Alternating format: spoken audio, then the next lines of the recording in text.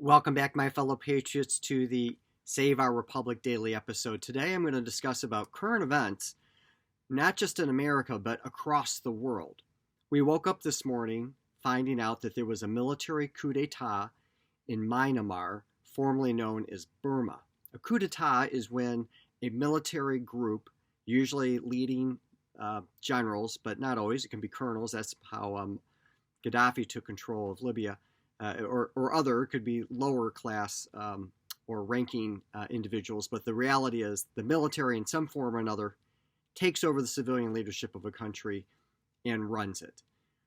Myanmar has had a long history of military intervention in its political affairs and in its governance.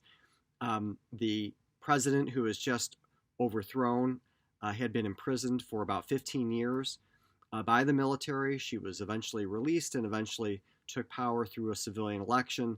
They didn't like the direction where the country was headed in connection with their most recent election, and then they decided to replace her. So the government has been taken control of by the military. So you might ask, what does that have to do with America? And I would have a few reflections to explain that. Number one, in America, we do have a constitution that specifically provides that the military is under the control of the president. He is the chief.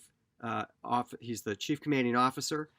He's the commander in chief of all military forces, national, federal military forces, and therefore the military, under our constitution, is subservient to our president. Likewise, Congress passes laws that organize the military, establish the amount of funding, and otherwise regulate and control how the military works. And also, in theory, the power to declare war is vested in the Congress.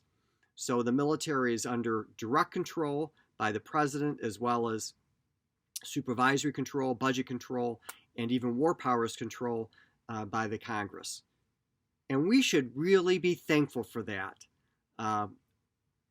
When we won our independence, some people were very concerned that George Washington would not relinquish his power and would try to take control through the military.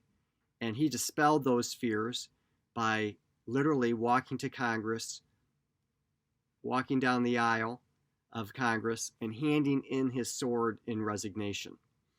And he went back to Mount Vernon, and we did not have to concern ourselves with what would have happened had the most beloved character of the American Revolution had decided to flip that revolutionary prowess and great love and admiration into a military dictatorship. He was emulating the Romans, in particular generals who had been given dictatorial power in times of crisis. They rose to the occasion, protected the Republic of Rome from external military enemies, defeated them in combat, and then relinquished their powers and went back home. Cincinnati was one of those, or Cincinnatus was one of those people, and so there's the Order of the Cincinnati.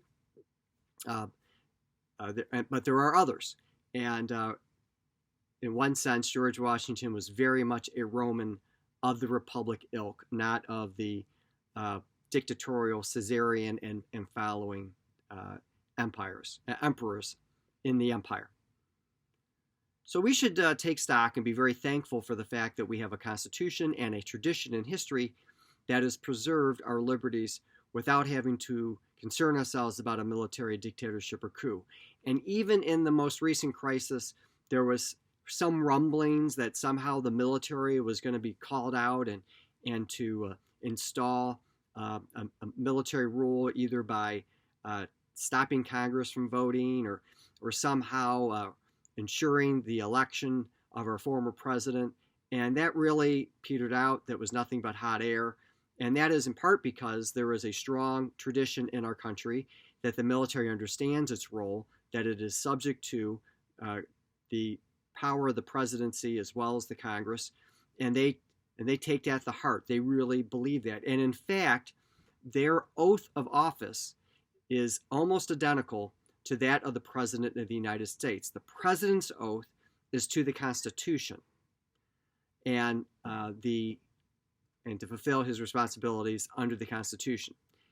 Likewise, the military has a very similar oath where they pledge their allegiance not to a particular person, not to a particular party or an ethnic group or political class or whatever it is. They pledge their allegiance to the Constitution. That's fundamentally important and different than most oaths in human history. And I believe even today, the British, for example, they take an oath, their parliamentarians, members of parliament, to the Queen, to a person, not to their English Constitution.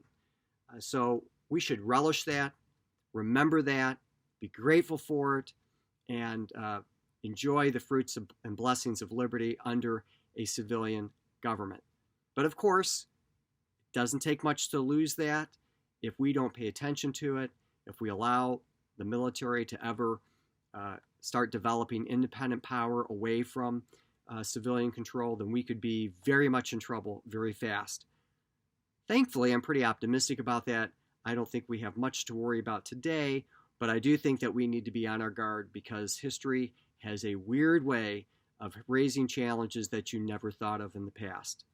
Until tomorrow, I want to thank you for your attention. Don't forget about AmericaSurvivalGuide.com, where you can get my book, patriotweek.org, where you can learn more about the Constitution, our Declaration of Independence, and our history, as well as Patriot Lessons, American History and Civics, the podcast. We just did a great episode with regard to the Declaration of Independence and some of the grievances involving juries and others. And I think the other grievances that were posited, I think you will really enjoy it. And you can find that anywhere. Until next time, God bless you and God bless America.